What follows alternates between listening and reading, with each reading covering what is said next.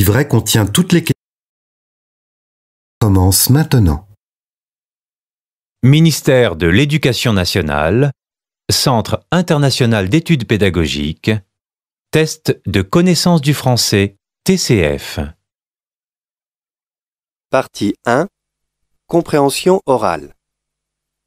Dans cette partie du test, vous allez montrer votre compréhension du français parlé dans des situations de la vie quotidienne ou du monde professionnel telles qu'on peut l'entendre en France ou dans un pays francophone. Consigne générale. Lisez attentivement les consignes écrites sur votre livret. Avant chaque document sonore, vous entendrez le signal sonore. Attention, vous n'entendrez ces documents sonores et les questions qu'une seule fois. Alors écoutez bien. Gérez bien votre temps. Le test est chronométré. Cette partie dure 25 minutes. Répondez directement sur la feuille de réponse. N'écrivez rien sur ce livret. Vous devez choisir une seule réponse, A, B, C ou D, et cocher une seule case sur la feuille de réponse. Attention! Si vous vous êtes trompé et avez, par exemple, coché la case B, cochez une nouvelle case et entourez cette case. Nous commençons.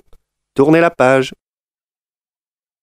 Écoutez l'extrait sonore et les 4 propositions.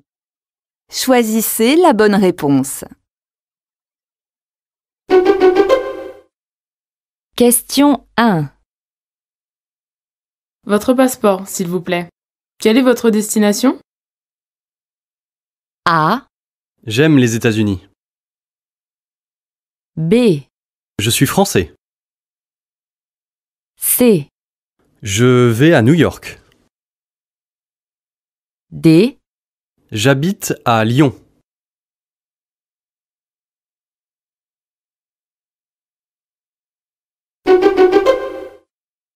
Question 2. J'ai fini mon livre, je n'ai plus rien à lire. Si tu vas à la bibliothèque, est-ce que tu pourrais me prendre un roman d'amour? A. Bien sûr, je te prête ma carte. B. D'accord, je vais choisir une belle histoire. C. Oui, ils ont beaucoup de journaux. D. Parfait, j'irai l'acheter demain.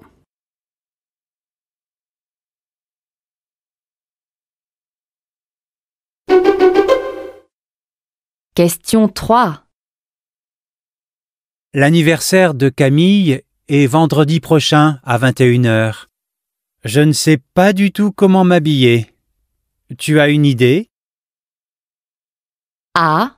Achète-lui un cadeau. B.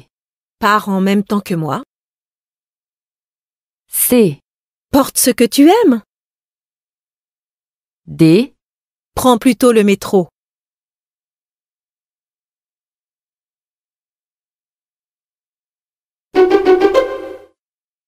Question 4. Excusez-moi, vous savez à quelle heure passe le bus 37? A. Oui, il arrive dans 2 minutes. B. Oui, il circule aussi le dimanche. C. Oui, il s'arrête à côté de la mairie. D. Oui, il va en direction de l'hôpital.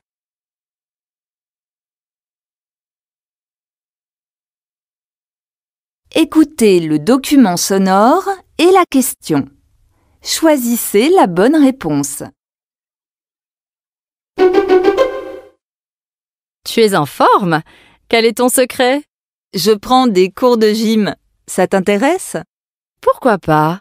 Mais je dois trouver quelqu'un pour garder les enfants. Tu y vas souvent? 2 fois par semaine, le lundi et le jeudi à 19h, et c'est 10 € la séance. Viens avec moi la prochaine fois, tu pourras essayer. Question 5. Quel est le thème de la conversation?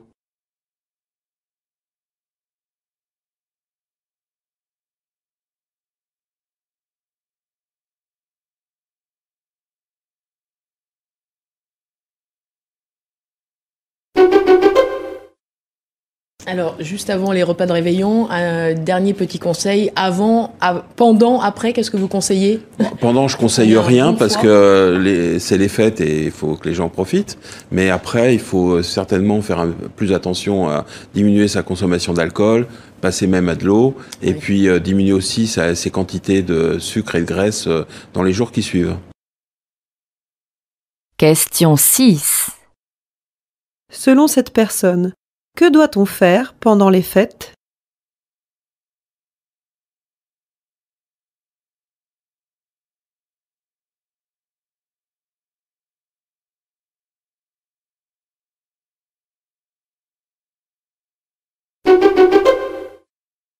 Voici donc Farid. Il est chorégraphe et possède sa propre compagnie. J'enseignais la danse. Et là, je gagnais bien ma vie. Et du moment où j'ai commencé à faire de la chorégraphie, c'était pas la même chose, quoi. Et vivre de la danse, ça a été très dur et très long. Je travaillais à l'usine et j'avais ma pratique en parallèle, quoi. Avoir une compagnie, c'est aussi faire du management, c'est-à-dire gérer des équipes. C'est aussi une entreprise, donc il faut gagner de l'argent, il faut pouvoir payer les gens correctement. Question 7. Qu'explique Farid ?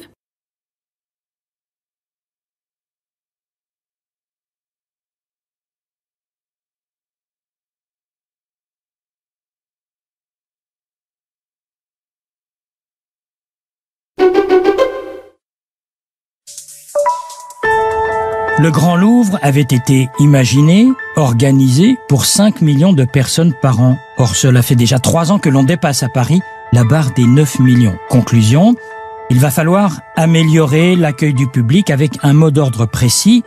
Ce n'est pas tant qu'il faut faire plus, c'est qu'il faut faire mieux, que ce soit dans les files d'attente, dans la billetterie, dans la restauration ou encore dans le système de circulation du public, dans les quelques 404 salles de ce qui est le musée le plus visité du monde.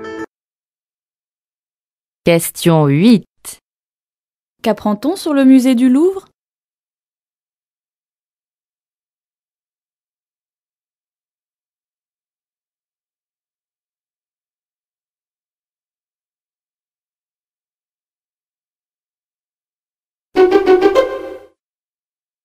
L'histoire ne l'a pas vraiment retenu. La francophonie a aujourd'hui 40 ans, mais qui sait vraiment qu'elle est née au Niger ? Le 20 mars 1970 pourtant, 21 États et gouvernements se réunissent ici, à l'Assemblée nationale de Niamey. C'est le président nigérien Hamani Diori qui dirige la réunion. Mesdames et messieurs, en souhaitant la bienvenue au Niger, je déclare ouverte la deuxième conférence des pays entièrement ou partiellement de langue française. Question 9. De quoi parle ce reportage ?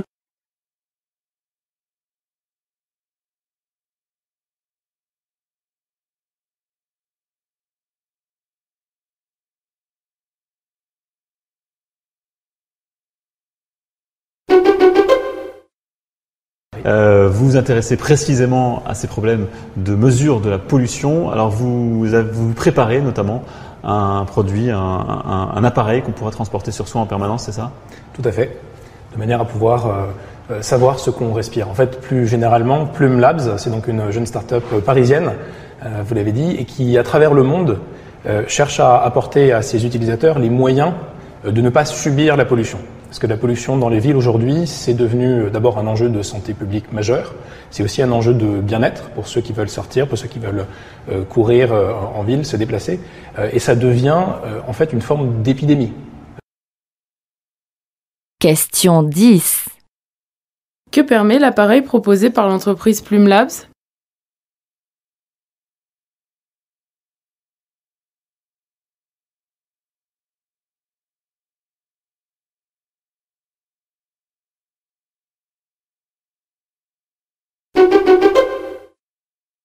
Le monde dont je rêve, c'est un monde différent dans la production énergétique que celui qu'on a connu. C'est-à-dire que c'est pas de la production de masse. Le monde dont je rêve, c'est un mixte énergétique et puis d'user selon les territoires, leurs particularités, leurs sensibilités, de faire appel à l'hydraulique quand on a la possibilité. à l'éolien, bien entendu, au solaire, quand on est dans des régions qui le permettent. Mais alors, de choisir en fonction des territoires. Et c'est pas, non, je fais pas partie de ces personnes qui pensent que la solution c'est de planter des grands champs d'éoliennes et de tout mettre sur l'éolien. Question 11. Que propose l'intervenante au sujet de la production d'énergie ?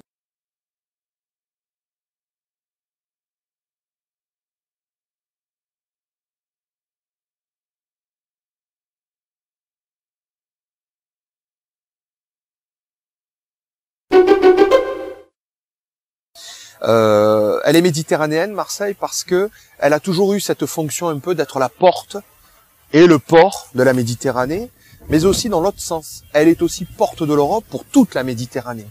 Donc, en ce sens, Marseille produit du sens quand il s'agit d'exporter un modèle européen vis-à-vis du sud et de l'est de la Méditerranée, mais elle est aussi terre d'importation des hommes, des biens, des cultures. Et dans ce cas, elle est où on peut considérer qu'elle soit multi-identitaire, ou on peut considérer qu'elle est unique en son genre. Question 12. Qu'explique cet intervenant sur la ville de Marseille ?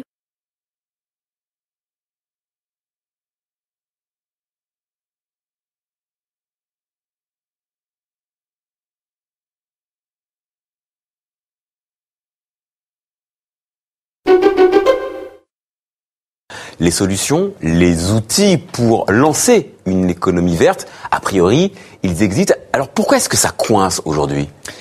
Mais je crois qu'il y a plusieurs raisons. On a vécu depuis un siècle et demi autour des énergies fossiles. Ça a été le charbon et puis évidemment le pétrole, le gaz. Et au fond, ça a complètement forgé notre économie, toute notre industrie, de la chimie, beaucoup de choses en dépendent, y compris les pesticides pour l'agriculture. Et puis ça a forgé notre imaginaire. Donc on a évidemment du mal à sortir d'un imaginaire et d'une culture montée sur les énergies fossiles. Question 13. Qu'est-ce qui empêche l'essor de l'économie verte ?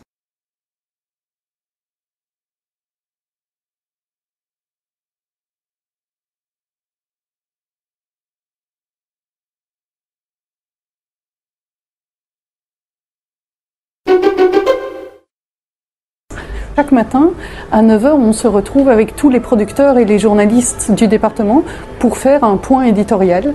On voit quels sont les grands sujets dans le monde et on décide du sujet du jour, de la vidéo qu'on mettra sur le site, mais aussi de qui va couvrir quoi, comment, quelles sont les sensibilités politiques, quelles sont les priorités des sujets. Alors c'est très intéressant parce qu'on a des collègues russes, chinois, arabes et chacun apporte son point de vue de journaliste. Question 14. Selon la personne interrogée, quel est le point fort des réunions évoquées ?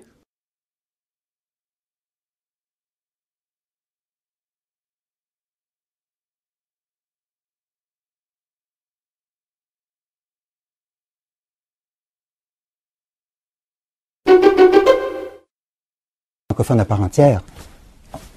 Écoutez, c'est, moi, je pense, et j'en suis convaincu, la seule façon de convaincre les francophones québécois de continuer à militer pour la survie du français, c'est de leur donner assez de latitude pour qu'ils se sentent québécois, francophones à part entière. Sinon, l'attraction de l'anglais est là, et on la subit encore plus qu'ici. Donc moi, je pense qu'il faut absolument, au contraire, faire naître ce sentiment de fierté et du fait qu'on doit s'assumer comme différent. On est différent et on s'assume comme différent. Ça ne veut pas dire qu'on coupe les ponts. Les Québécois sont très avides de connaître les emplois, les équivalents qui ont cours en Europe. Question 15. Selon l'intervenant, à quoi les francophones québécois doivent-ils être incités ?